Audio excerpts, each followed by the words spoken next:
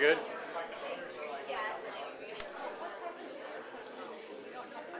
All right, good evening. I will call tonight's Caldwell City Council meeting in order and welcome those who have joined us. So thank you for coming here tonight.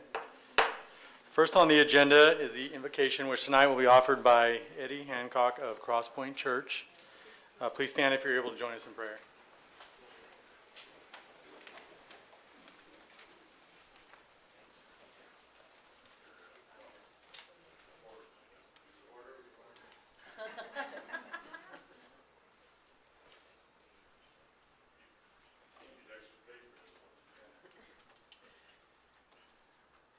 Thank you for the opportunity. Our Father, we thank you for this time and place. We thank you that we as a community can gather together and watch the process of governance. We thank you for these men and women that serve us. We thank you for the city staff. We know how hard they work on our behalf, and we know how often they are successful. I pray that you would continue to give them joy in their work. May it fulfill them. May it challenge them professionally. And we pray the same for our city leaders, Father, for the mayor and the council. May the work be rewarding to them. May it make a difference in the city of Caldwell. Father, we give you all these things and we ask for your wisdom. We pray this in your name. Amen.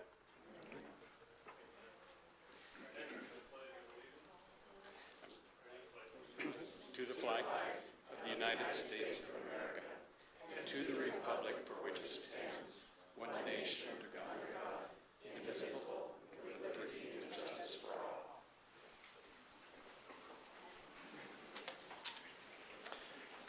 The next item on the agenda is roll call. The clerk, will you please call the roll? Councillor Tillmont. Here. Councillor Stodic. Here. Councillor Register. Here. Councillor Williams. Here. Councillor Allgood. He's been Councillor excused for Dittenberg. tonight. Here. All right, thank you. Next is the conflict of interest declaration. Are there any members who have a conflict of interest to declare tonight relating to anything on tonight's agenda?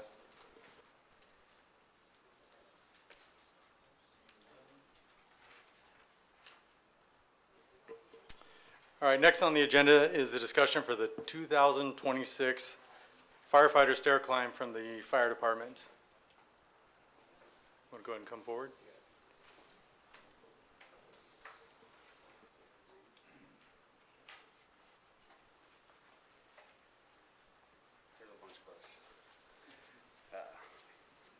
Mayor, Council, Dan Garcia, Captain Caldwell Fire Department. I'm also the captain of the 2026 Firefighter Stair Climb team. This year we got 9 of us going from the fire department. This year it's our biggest team we've had for Caldwell Fire to do this event. We are going up to Seattle March 8th, and we're going to climb the Columbia Center.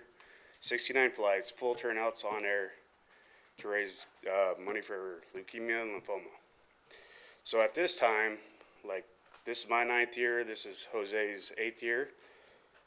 Blundell, these guys got 2 years, I think, going into this. We've came to you guys in the past, previous years. You guys have been very grateful and donated $1,000 every year to our team. So we're just asking for a donation again to the Caldwell Fire Stair Climb team. All right, thank you. Are there any counselors who are against Caldwell Fire participating in this event? All right. Since you all are supporting it, I think the right course is for the finance director to move forward with this and allow the firefighters to participate in the stair climb you just discussed. If that meets council approval. Raylyn, do we have anything on that? As long as it's council recommendation, I can move forward with it. There's $4,000 in the council budget, so it's within the budget of council. So. Thank you. Well, it looks like you're going to have some stairs to climb. Yes. I mean, this is 35th anniversary, so I started on the 25th, so this is going to be a good year, I think, for all of us. Hopefully we'll make it the best year for Caldwell Fire Stair Climb team and the money and times that we can get up them stairs.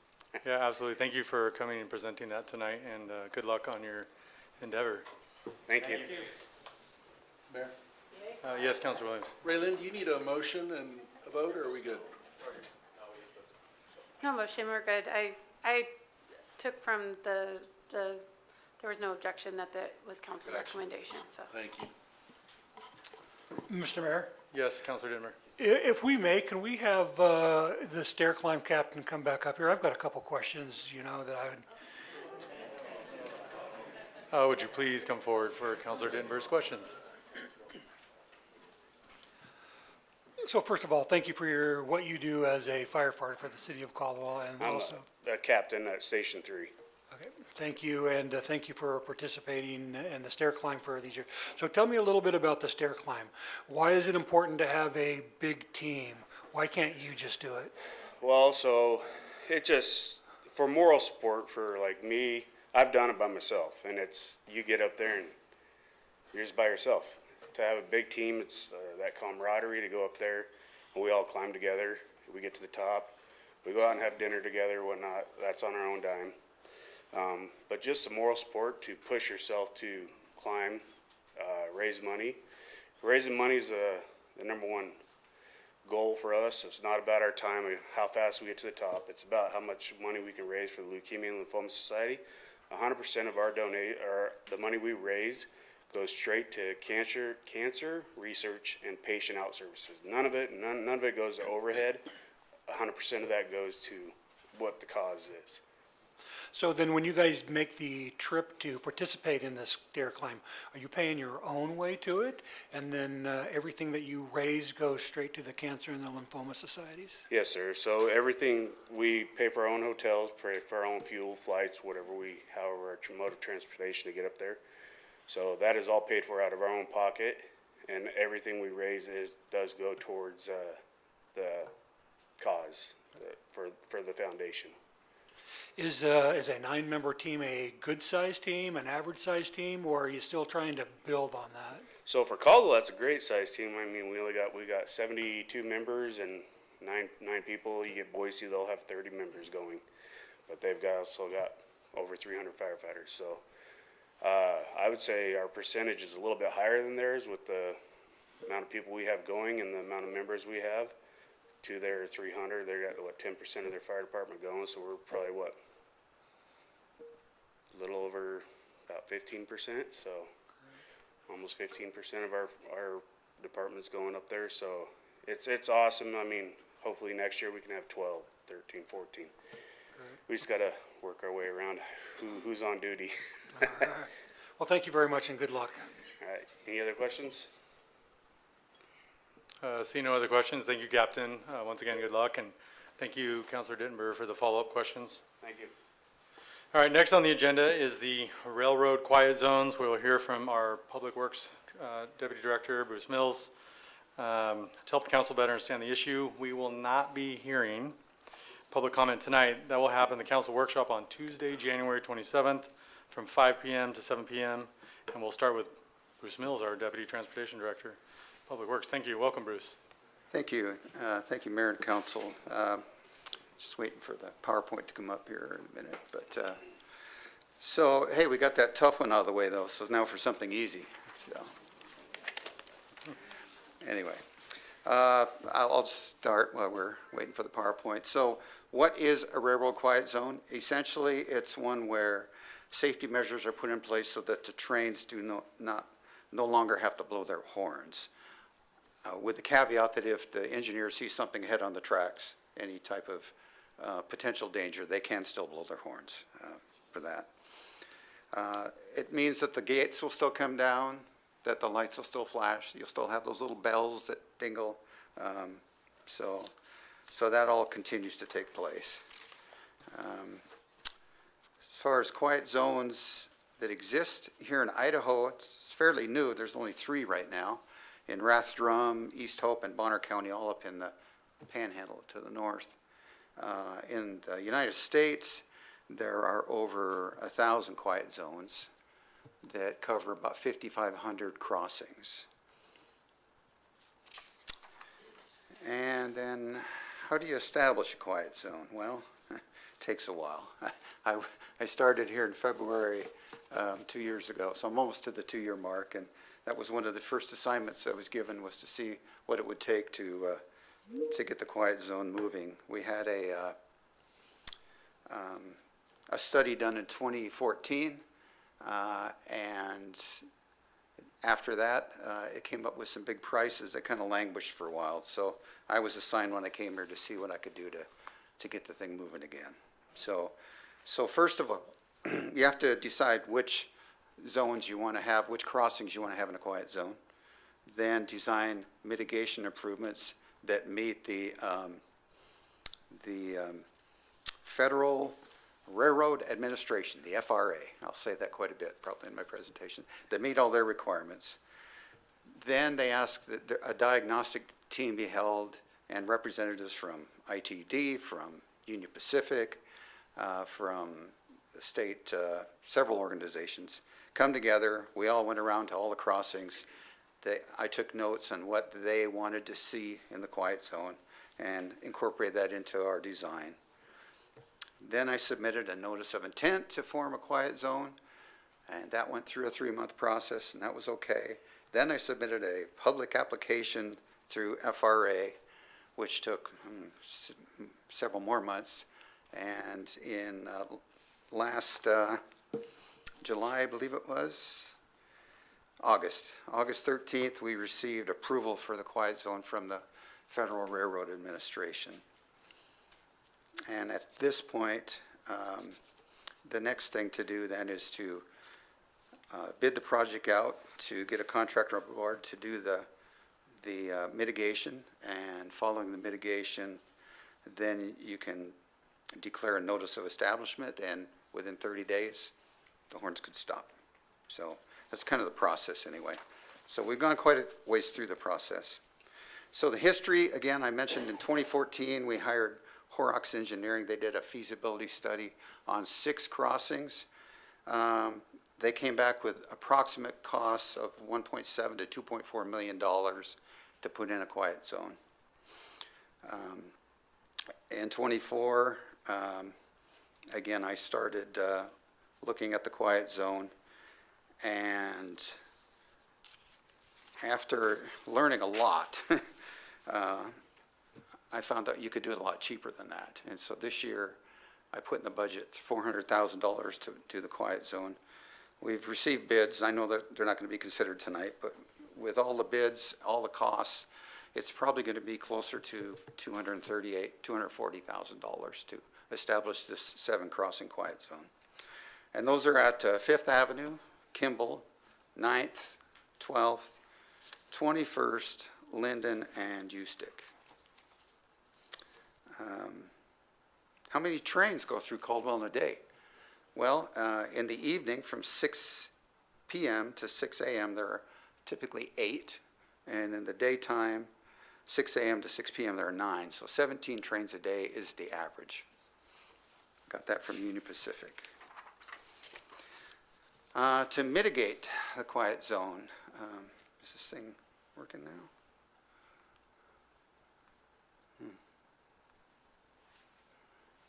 This is different from mine, so I don't. Anyway, that's the old quiet zone study. So I had emailed you the quiet zone with. Do we not have that? All right.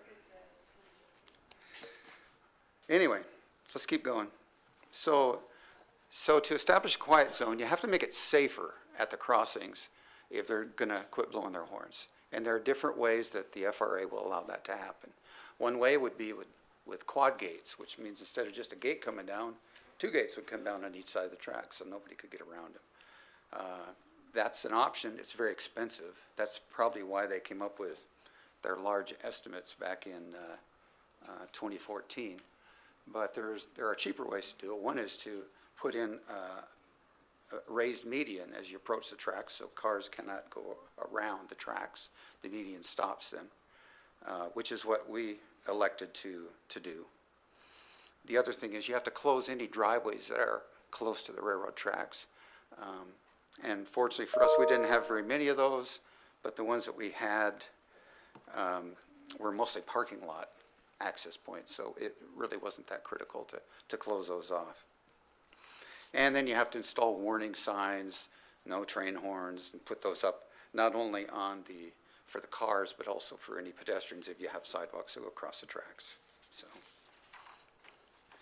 So one question I've heard is, are quiet zones safe? So the Federal Railroad Administration did a study in 2020 of 330 some of their 1,000 quiet zones, about a third of them.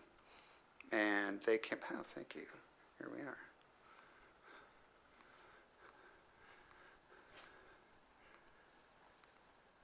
All right, so they did this study, and the quotes from the study say that this is statistical analysis says there's no difference between a before and after, really.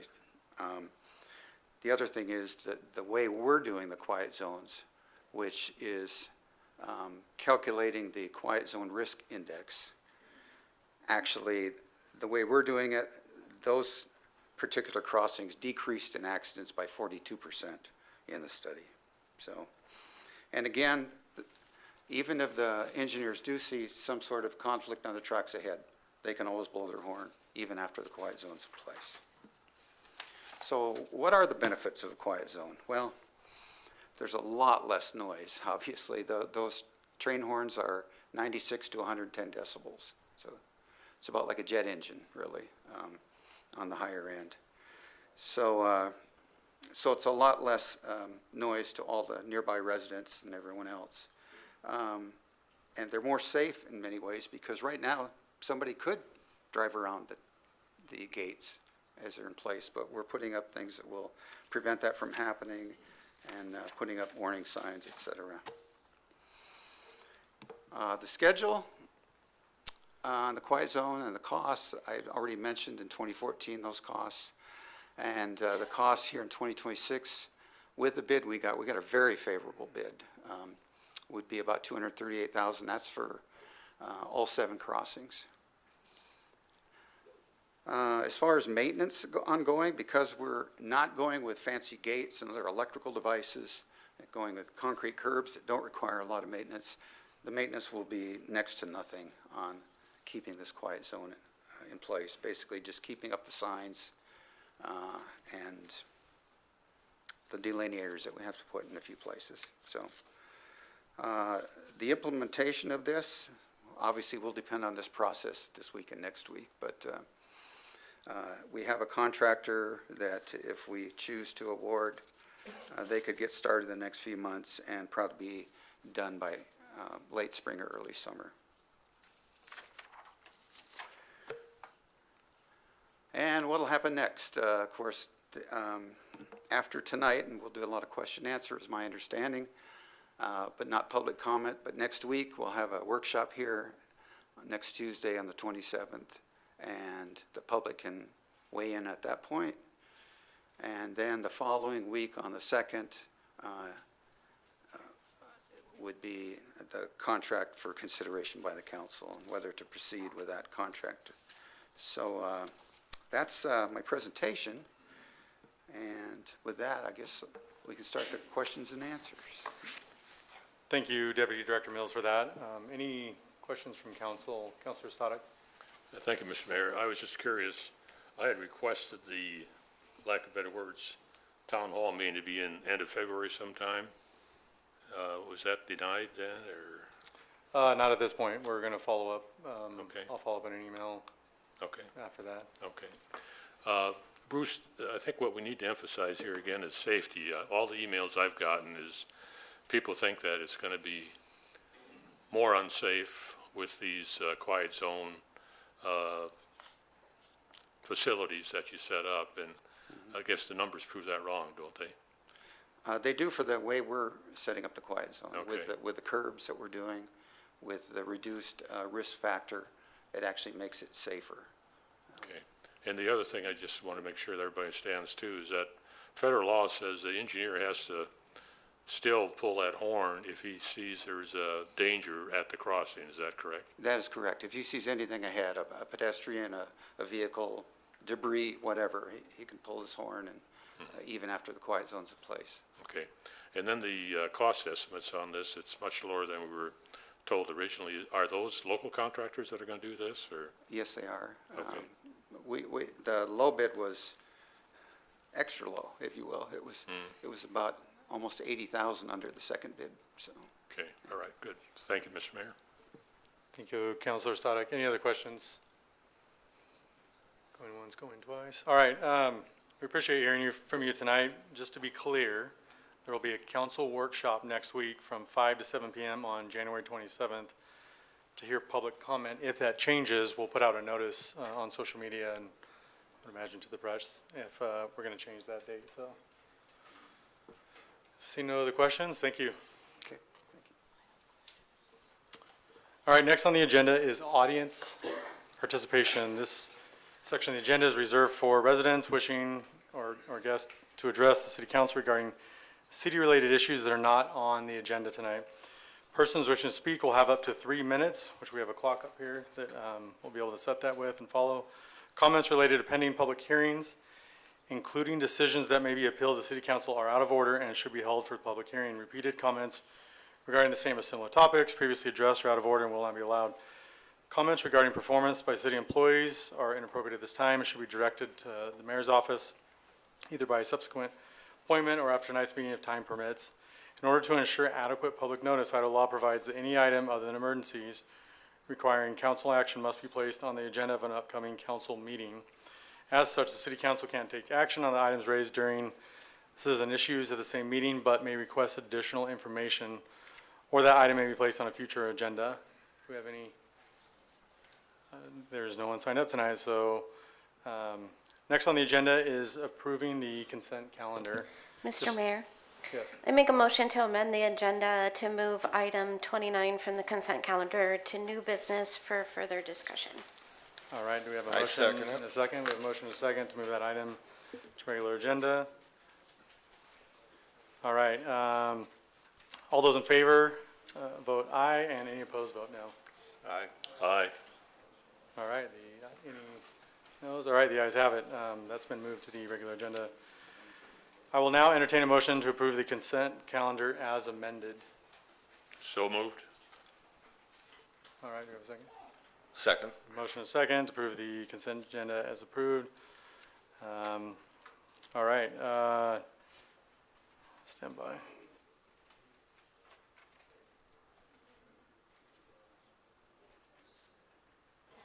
All right, go ahead and vote with your clickers. A yes would be to approve it, and a no would be to not approve the amended agenda.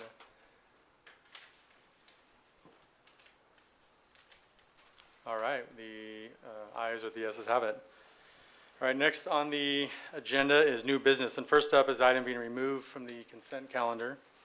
Consider resolution accepting the bid proposal for emergency removal of Blaine Street Bridge 12190 project and authorizing the notice to award the bid to Big Bite in an unbudgeted amount of $119,363.66. I will now open the floor up for discussion, but would you like to present? I'm just here for questions. Yeah, do you have any questions? Mr. Mayor, Councilor Tillmont. considering I'm the one who asked to have this moved, Bruce, Yes.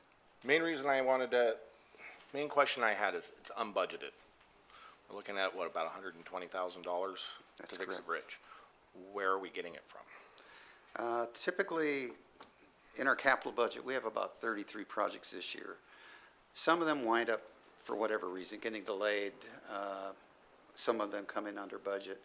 For instance, we had a project over a College Avenue pedestrian project that actually came in about 70,000 under budget, and that project's already been done. So there's 70,000 there already. And so we will find it in projects that slip a little bit in the schedule or get delayed for whatever reason or come in under budget. Okay, so we're not gonna have any major project put on hold or anything pushed back? No, sir. Okay. Last question I had, and I know it's always difficult, but especially considering the governor just was talking about cutting ITD's budget.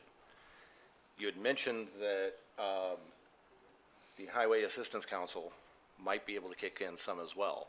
If ITD doesn't kick anything in because of their budget cuts, do you think the Assistance Council will kick in anything?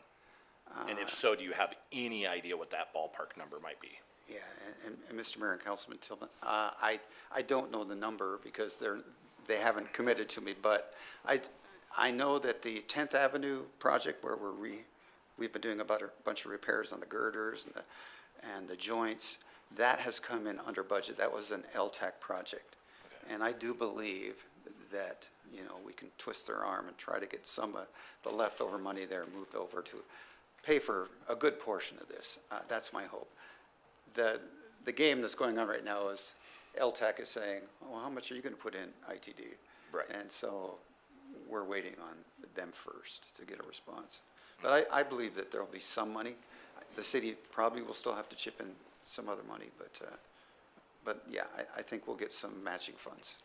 And now I've heard both. Are we replacing the bridge or are we actually filling it in? We're actually removing the bridge. This was an old bridge where Indian Creek crossed the road there. When the bridge was abandoned, they shoved a bunch of gravel underneath there. And unfortunately, it kind of created also an area where moisture was trapped. And anyway, the girders have accelerated in there and now are in a condition that they're poor. So we're going to go in there with our contractor. They're going to get out their big giant excavators. They're going to beat this thing and haul the concrete away. We'll fill in the hole with gravel and pave it. So the bridge will be gone. That's it. Any other questions? Can you just confirm about how long this would take as projected? Yes. The contractor is, assuming award tonight, the contractor will start next Monday. And he thinks it'll take 3 weeks is his best guess. 4 would be the max. So I think we're looking at February 20-ish or maybe to the 26th, something like that. But 3 to 4 weeks. All All right, depends how hard that concrete is Oh, yes. to break up. Well, hopefully sooner than later. That's Yes. going to be a major shutdown when that happens. Any other questions? All right, I will now entertain a motion on this item. Mr. Mayor, I move that we approve agenda item 29. Second. All right, a motion is second. All right, all those in favor, vote aye. Those against it, vote no. Mr. Mayor, can I just make a point of clarification? This is actually new business agenda item number 1, since it was pulled from the consent Sorry. agenda. My apologies. Yes. I'll amend my Yeah, motion please amend the to motion. new business.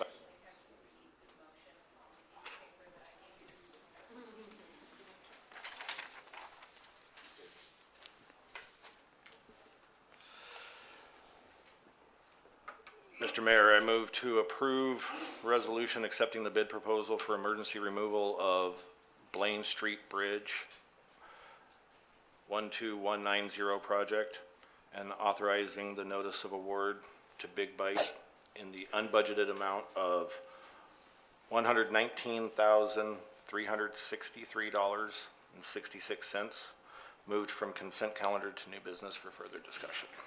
All right, we have a motion and a second to approve the resolution accepting the bid proposal for the emergency removal of Blaine Street Bridge, project 12190, and authorizing the notice of award to Big Bite in the unbudgeted amount of $119,363.66. It was moved from the consent to new business for further discussion. All right, all those in favor, vote aye, and those against, please vote no.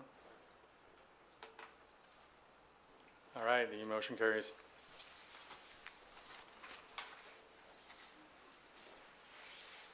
All right, next on the agenda is a public hearing to report the data and progress on developing the 5-year CDBG consolidated plan and FY 2026 annual action plan, and to allow public participation for comments and feedback. First, we will hear a presentation from Robin Collins to explain the important work this plan for the next few years. Good evening, Mayor and Council. Thank you. Robin Collins, Community Development Director. As the mayor mentioned, this is a presentation on our 5-year consolidated plan for the community development block grants. HUD requires us to have every 5 years to redo our plan. Consider it kind of like a master plan that has all the public participation, and then a 5-year strategic plan that will guide us on what projects and what type of funding that we want to put towards those. Just kind of an overall general budget line item. They're not specific. And so we went out for RFP. We hired a consultant to help us with this because it's a lot of work. And Karen Dash Consulting is our consultant. The HUD requires us to have 2 public hearings. So right now, this one is not to approve anything, or it's really just to update you and then to be able to take public comment to satisfy those HUD requirements. And then when she's all done with it, she'll come back and she'll present the final plan to City Council for consideration. So I'm going to turn this over to our consultant, Karen Dash, and she's going to go through what she's heard so far from people. Thank you. Thank you, Robin. Mr. Mayor and council members, thank you for the opportunity to be here. May I ask, will I present, there it is, great, thank you. You can move to the next slide if you'd like.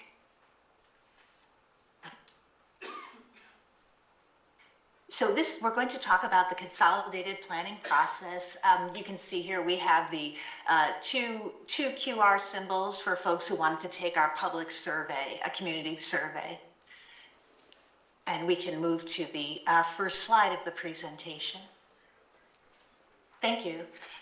So as Ms. Collins mentioned, and thanks to Ms. Collins, Ms. Raylan North, and Morgan Besaw for the opportunity to work on this initiative. It's been a pleasure to work with them. We are talking about community development block grants. These are provided by HUD. They're provided to communities around the country based on a formula that's based on population, on housing data, housing issues, poverty statistics, and so on. The grants are presented annually, so that cities can utilize them. Cities and counties can develop viable communities by providing decent housing and a suitable living environment, and also expanding economic opportunities with a focus on low and moderate income people. Some jurisdictions can receive other sources of HUD funding, including home funds, emergency solutions grant funds, which are for homeless people, homelessness, and HAPWA funds. We can move to the next slide. Please, if anyone has any questions, please feel free to jump in. So the grants, the funds can be used for a lot of different activities. They kind of fall into these 3 different categories in terms of revitalizing neighborhoods, also providing economic development opportunities for the community. And if there's a need to improve community facilities or services, a portion of the funds can be put toward those. The program has national objectives, as you can see here. These are to mainly focus on benefiting low and moderate income people, to prevent or eliminate slums or blighted areas in communities. And if there are urgent community development needs, these funds can be applied to those as well. You can go to the next slide. So we have, as Ms. Collins mentioned, we have some significant reporting responsibilities. We have a 5-year plan, the consolidated plan. We also have an annual action plan, and that will be developed as well to say, what are we going to do in each year of that consolidated plan? We look at fair housing issues, so we conduct an analysis of impediments to fair housing. Lastly, we put together a citizen participation plan, and that is where we determine what is the best way to bring the community into this process, so that it's a community-based plan. And we can go to the next slide. So here we are. There are overlapping elements, but you can see we've moved through them. We've done our background research, a lot of census research, housing market research, and so on. We've been able to gather citizen participation and continue to do so. We've been analyzing this data, and we're in the developing HUD documents phase. We should be, the documents, I believe, in early March, I think it's around March 9th, they will be available for a 30-day period for the community to comment on them. We will finalize the documents, present them, as Ms. Collins mentioned, I think it's in early June or thereabouts, and then we'll finalize them and submit them to HUD. As I mentioned, we want this to be a community-based plan. Thus far, we've had over 60 Caldwell citizens and over 10 agencies have given their feedback, some very good and detailed feedback. We're having these 4 public hearings and focus groups. We had 2 in November. We had 9 agency participants. We've had interviews as well with key partners and stakeholders. I think we're up to around 10 right now, interviews with more scheduled. We've had close to 50 surveys. We had another one that came in after this presentation was put together. We're hoping to get a little more feedback, but we've been happy with what we've learned thus far. So the next few slides are just going to give you a sense of who's responded to the survey and kind of what we're seeing, what some of the priorities have been.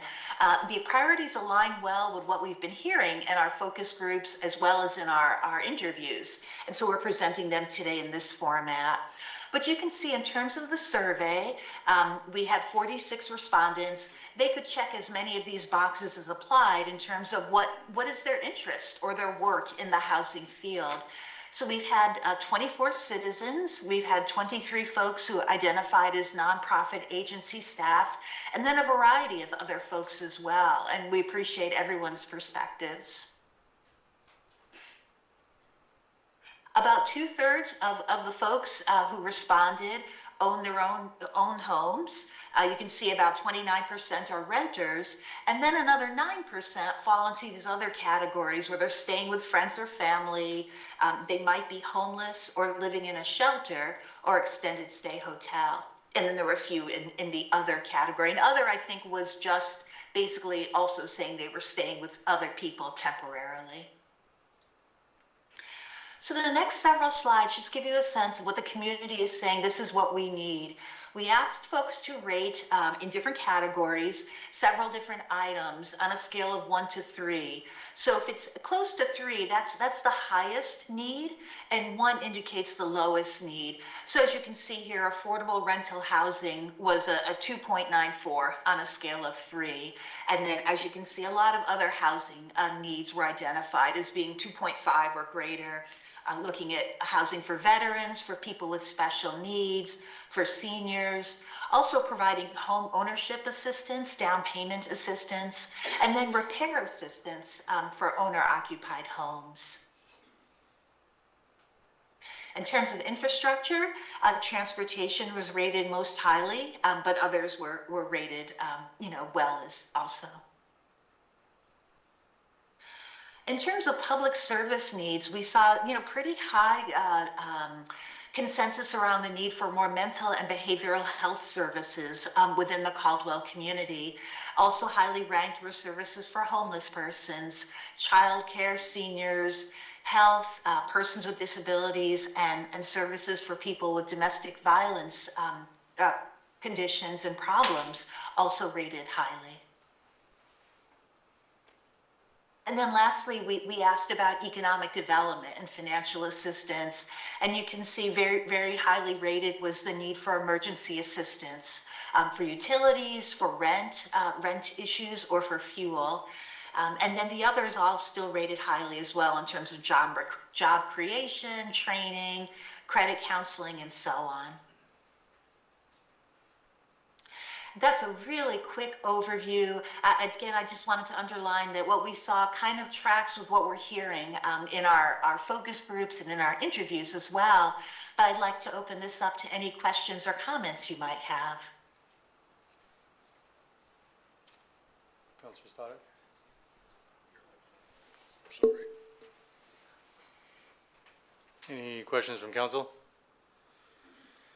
All right, thank you, Karen, of course, Robin, for the information. Now we'll open up to the public hearing. If anyone has signed up to testify, now is their opportunity to speak for up to 3 minutes.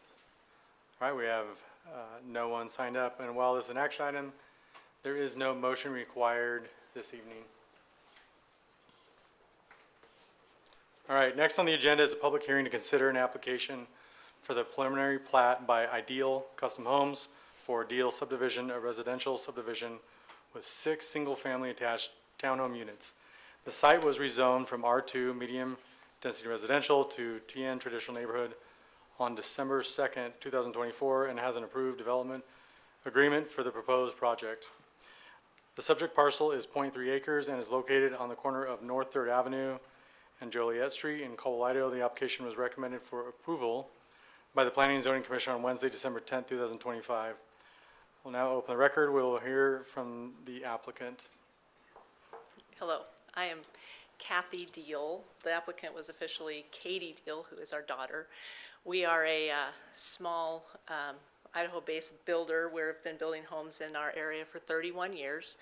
And we're really excited about this project. We've had some experience with this. We, being Idahoans, we are kind of opposed to urban sprawl, and we're kind of excited about infill products that would provide housing for people that, and attainable and affordable housing for people. We have young adults, children, and we're concerned about their ability to afford a home someday. And this product is great for many reasons. It's an area of town that's depressed. It's the lot has an abandoned home on it that it appears there's drug use going on there, and we would like to remove that and put in these 6 homes that would provide an ability for people to buy a home that couldn't otherwise. We're hoping to keep these under $350 a piece. An opportunity for people maybe that are living in some of the apartments here in Caldwell to be able to afford a home. Today I looked on the MLS, and there are only 6 homes in Caldwell for sale right now under $350,000, and those are all over 20 years old. This would be a brand new product, a brand new home. These are not starter homes, what you would consider. We build very quality homes with higher, mid-range appliances and whatnot. So it isn't just I don't know. It's a really good product. I guess I should probably be flipping this and sending a picture. So, I'm sorry. So this is a picture of a rendering, I guess they're called, which would, do we have more than one? So we're hoping to make them look very individual from each other and unique. We think it'll make the neighborhood look really nice.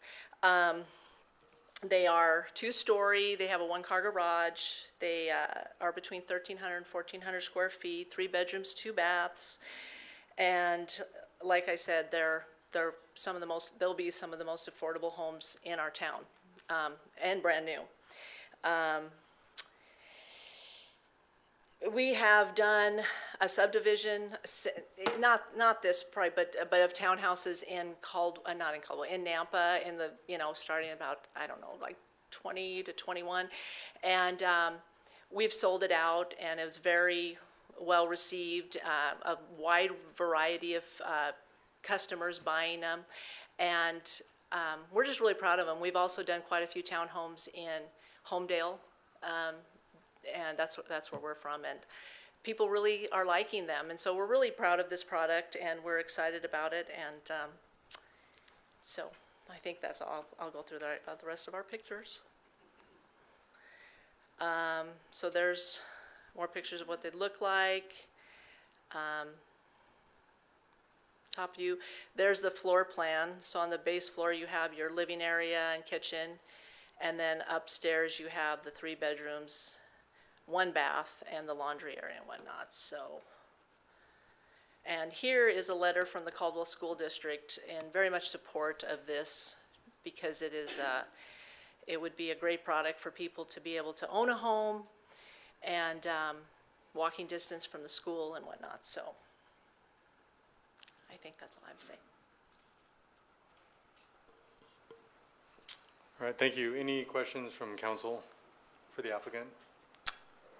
Mr. Mayor, Councilor Stanek? these are traditional, you said. Are there any, will these homes butt up against any single-family story homes at all? Or are they going to be Yes. in an area? Yes. They will. So you'll Yeah. be, these homes will be looking down in people's backyards then? Oh, well, I think there's potentially a home to, oh, now I've run out of slides. There's potentially a home behind them, one there, and then potentially on one side. So So just one home I, behind you all know, of them? or- I haven't been over there lately. Well, for one, the side view, so one side is the street, the front is the street, and the other side is an alley. And so there would be one home behind it, I think.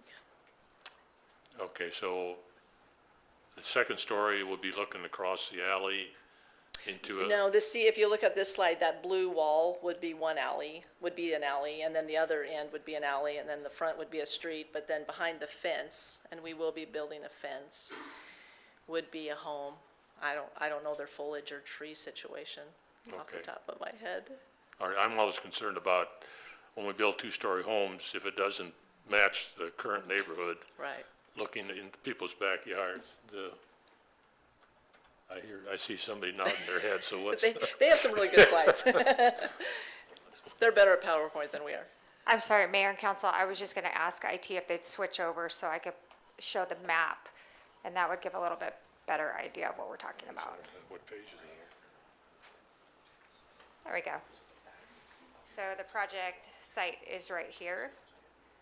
So it does have some single family surrounding it. The backyards would back up right here, and they have a 15-foot yard setback in the back. And then on this side, there is 20 feet. Is that 20 feet before the alley? Then there would be an alley. Or does that include the alley? Okay. I believe that includes the alley. So right here, you'd have 15 foot, and that's the back of the homes, and then you'd have 20 feet over here. Is that helpful to see that? Yep, thank you. You're welcome. Any other questions? Councilor Tillman? Mr. Mayor, you might not be able to answer all of these, but I did have one quick question. You have two commons, Lot 1 and Lot 8. For these 6 units, are you doing an HOA Yes. for just 6 units? Okay. Second would be an irrigation question. Now, I do know this is Am I allowed to defer to the builder? Yes. So I can't do this part. I may have him come up and do the rest. I'll excuse myself. No. Thank you for coming up. I'm Burke Deal. Okay. I know this is Golden Gate Irrigation that you're going to be part of, and we've Yep. been having issues with them. So my question is, on your exhibit drawing, you had stated that you would be tying into a private pump for your irrigation. Now, is that going to be a Golden Gate pump? Or, I mean, how are you tying that in? And is that something that the city, this might be a Mr. McDonald question, and I don't mean to lambaste you with it, but it was just a question of, is this going to be built to city standards so that if this comes down later to where we maybe take over Golden Gate, that we'll be able to tie in without any issues? So, the requirement, so it's gravity irrigation currently, and then the requirement, I think it was the city's requirement that we construct our own pressurized system with the water that we have. So they're gonna have, the city will have oversight of what we do. Okay, but we are relying on Golden Gate's just basically flooding their ditch if you guys get water or not, correct? To your pump? We're relying on Golden Gate for the water, yes. Okay. Mayor and Councilman Tillman, if you have more questions on that, we do have our city engineer here that might be able to shed some light on that. Yeah, because my only question was just with us having the issues with Golden Gate. Yes. It's coming down the line. Yes, absolutely. So we do require for development to provide a letter that the irrigation district that they are within can supply water. If the irrigation district that they are within cannot supply water, that is when we require the development to construct a well on the property to supply their own irrigation water. So it would be the city's requirement to have a well, a small well, to be able to supply irrigation to the properties. Okay.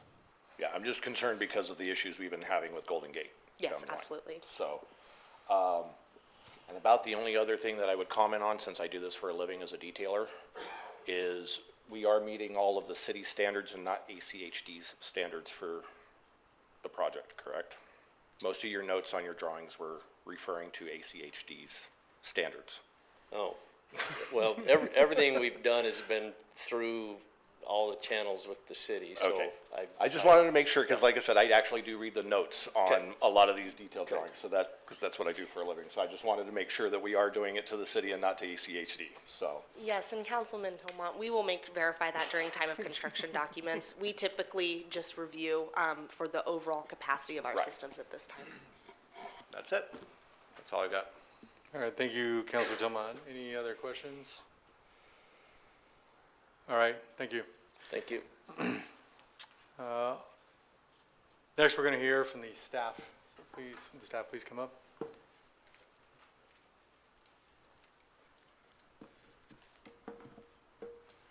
Thank you, Mayor and Council.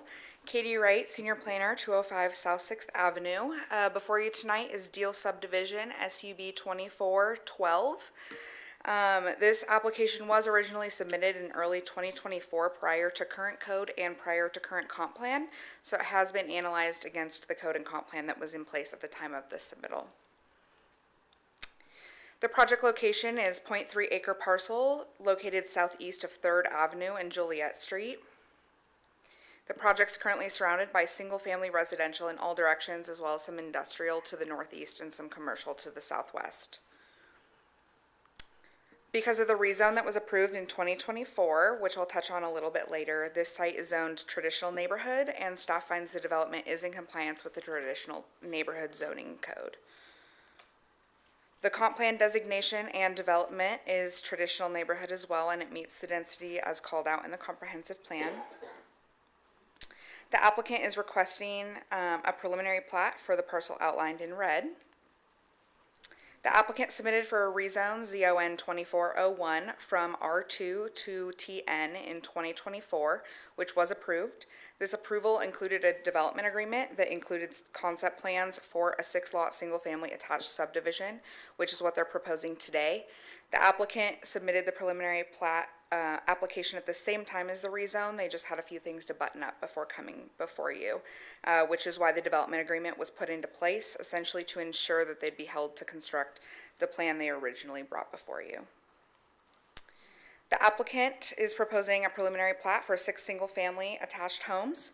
This plat is in alignment with the development agreement on this parcel, and the proposed development project has been analyzed for compliance with city codes and policies, and staff finds the proposed development will be in compliance with all parking and landscaping requirements, bulk standards for lot size, setbacks, frontage, and height of buildings, and all other zoning and subdivision ordinances. The proposed development will have adequate site access, and all utilities will be available as outlined in the engineering staff report. And public agencies were notified and asked to provide comments. The only agency that had any comments was Caldwell School District. They mentioned they believed this would provide attainable housing opportunities for families within the school district, and the schools in the area have plenty of capacity. They also mentioned they're wanting more crosswalks and signage for safe walking routes adjacent to this development, and there were no public comments submitted. On December 10th hearing, the Planning and Zoning Commission recommended approval for the application with a few additional conditions of approval, such as prior to submittal of building permits, the applicant shall work with staff to improve the architectural elevations of the townhomes to include more masonry type materials, such as stone, brick, etc. Based on the applicant's presentation, it does look like they're working towards that. Staff will ensure that the elevations at time of building permit reflect the modifications necessary. And the other condition the commission added was regarding conversation around the existing power lines on the property. These power lines are to remain unless otherwise required by Idaho Power. This condition has been removed as it has been met. And in summary, staff concludes that the development proposal is in conformance with all city codes in the comprehensive plan and all approval criteria as listed within the code. However, council has the ability to approve or deny the application once they've heard all testimony and evidence of record. If council decides to approve the request, staff recommends that such request is subject to conditions as specified in the findings of facts, conclusions of law, and order of decision. Thank you, and I stand for questions. All right, thank you. Any questions from council or staff tonight? Councilor Denver, go ahead. Mr. Mayor, thank you. Katie, thanks for your presentation. I appreciate it, and I appreciate the presentation by the applicant. And so I'm just looking down through a list that we were provided here earlier today. And so I want to ask these questions specifically, and since this is a court and you're testifying, I want to ask these questions to make sure that these answers go in the record. And so the first question is this plat in compliance with all of the city code? Mayor and Councilor Dittenberg, yes, it is. Okay. The second question is this plat consistent with the comprehensive plan?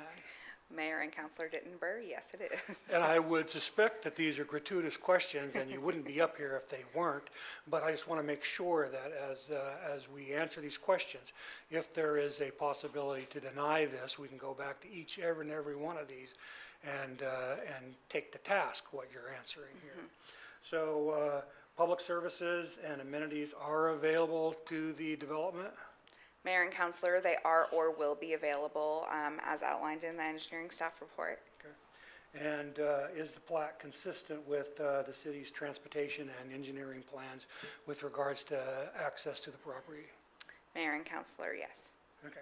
And then the final one, does the subdivision, according to our comprehensive plan, meet the elements of what would be included in a subdivision or in a development that takes into consideration the surrounding area? Mayor and Councilor, yes. At the time this was submitted, yes, it does. Okay. And so with all your questions answered in the affirmative that this does meet the strict requirements of our comprehensive plan, which does meet the strict requirements of Idaho code, is there anything that was sidestepped or skipped or did we overlook anything in this application to grant this favorable outcome? Mayor and Councilor, they requested no waivers, no variances. When they did the rezone, the development agreement was put in place.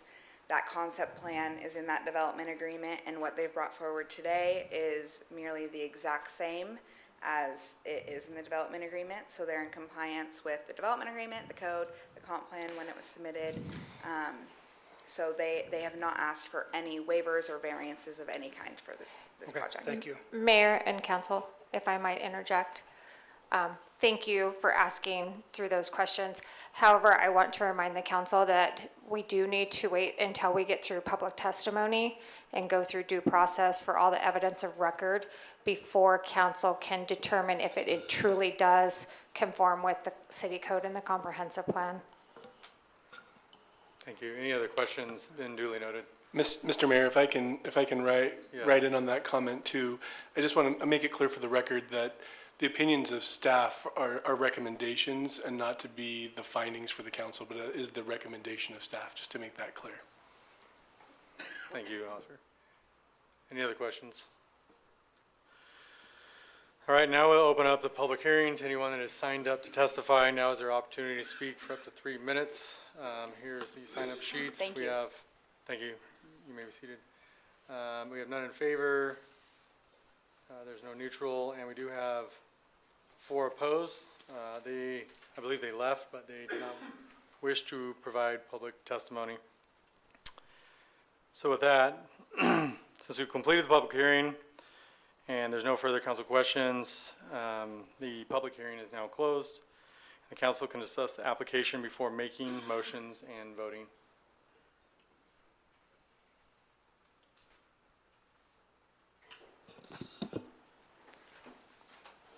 The council register, and then we'll follow up with Councilor Denver. Thank you. Do we have any information on the people that left, why they were opposed to it? No? Okay. As we were going through this, I'm almost positive that I walked through one of your townhomes in Nampa. You don't have to tell us where it was, but I remember seeing a development like this in Nampa, south Nampa. So I don't know if that was yours or not, but it was very nice. I love that this is not in Valley View School District. I love the price point. I think it's very thoughtful. I like what you're doing with the elevations. I like that you're going to be taking out a home that maybe isn't serving the area anymore. I think that it looks really nice, and I just wanted to put that out there, and I hope that whatever goes going on with the irrigation is going to work for you. But I just wanted to note that and then just see if we had any information as to why they were opposed to it, because to me it looks like a nice project that's not too big and going to enhance that area. No, nothing. Mayor and Councilor, I do not know. We Okay. didn't receive any public comments, so unfortunately, I'm not sure why they signed up in opposition. Were you guys told anything of any opposition? Okay, all right, thank you. Thank you, Councilor Register. Councilor Dittenberg. Mr. Mayor, thank you. I want to, yeah, maybe I don't want to say anything. This is a great project. It looks good. It's an infill project. It's what we need in this area. And I would hope that our standard is when we look at projects like this and we consider whether or not they're a good fit for our community, that we are determining whether or not they are in accordance with what we've outlined in our comprehensive plan. And I think that it meets that criteria. And if the criteria is that we shouldn't build duplexes or two-story houses next to a one-story house, then I have 3 houses on my street I would like you to remove because they're potentially interfering with the view in my backyard. So I understand that is a concern, but I don't think it's a legitimate concern to turn down an application. So having said that, based upon the findings of facts and the conclusions of law, I make a motion that we approve preliminary plat for Deal subdivision, a residential subdivision with single-family attached townhome dwelling units, and approve the development as proposed. All right, a motion. Do we have a second?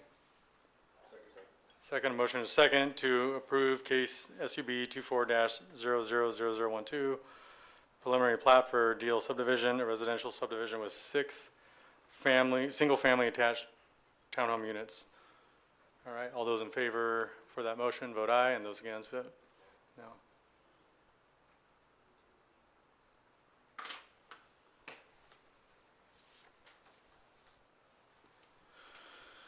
All right, that motion passes. All right, next on the agenda is Bill number 1 and ordinance number 3735 to annex Valencia Village subdivision, phase number 1 in the Caldwell Municipal Irrigation District. Do we have a motion for that?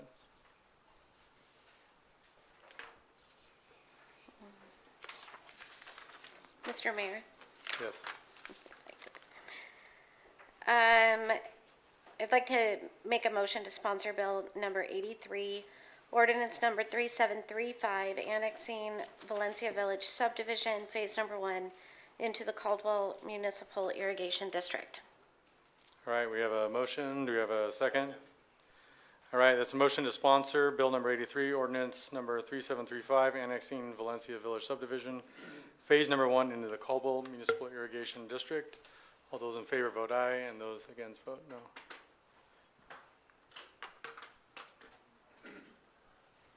All right, the ayes have it. The next item on the agenda is the finance report. Mr. Mayor, Yes. the Finance Committee has reviewed current accounts payable in the amount of $3,629,906.14 for period ending January 13th, 2026, and net payroll of $925,778.58 for pay period December 27th, 2025. I move that the accounts payable in the amount of $3,629,906.14, represented by checks number 190700 through 191081, and electronic payments and payroll for the amount of $925,778.58, represented by checks numbers 4691 through 4701, and direct deposits be accepted, payments approved and vouchers filed in the office of the city clerk. Just real quick, did anyone have any questions for Raylan before I entertain a second? All right, we have a motion from Councilor Static. Do we have a second? Second. All right, a motion is second. Motion is approved the finance report. The council members now can cast their votes in favor or against.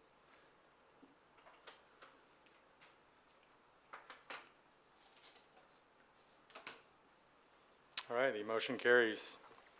All right, the next item on the agenda is reports from council and then the mayor. We'll start with Councilor Static this week. We'll rotate. Nothing for Councilor Static, Councilor Register. The only thing I want to say is that I'm still going to the Golden Gate irrigation meetings every month, and they are plugging along. We are having some brainstorming sessions about just some different things that I'm going to be bringing to the mayor at some point, and then I guess you'll decide what you want to bring back to council, if anything at all. But we're still not officially, I guess, going to the meetings, but I'm still going to the meetings. And I think that was pretty much it. Thank you. Thank you, Councilor Williams. All right, nothing tonight. Councilor Denver.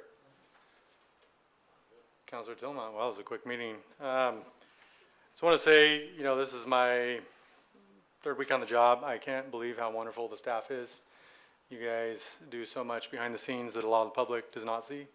I think our first responders here, they have a very hard job and they do it admirably and they do it well. So I just want to say I'm thoroughly impressed on our staff and of course our first responders that are protecting us each and every day and night. Other than that, hopefully we can get this bridge replaced in a quick and timely manner so we don't detour traffic for too long. So just please tell your family, friends, if you know they travel the area, that's going to be closed down here soon. And other than that, this meeting will be adjourned for tonight. Thanks for your time and attention.